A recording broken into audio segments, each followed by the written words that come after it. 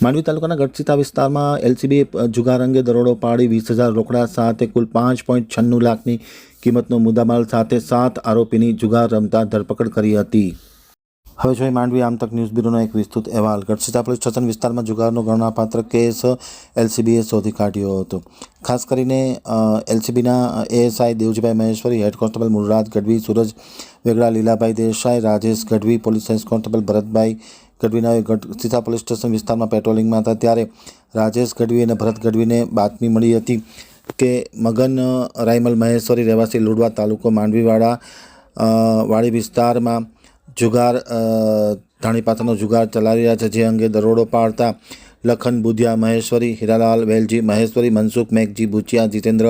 બાબુલાલ ચાવડા, બિપિન કાંતિ ગોહિલ, હાજી જુમા ચૌહાણ, નિકુલ કાલિદાસ મકવાણા વગેરેને જુગાર રમતા પકડી પાડી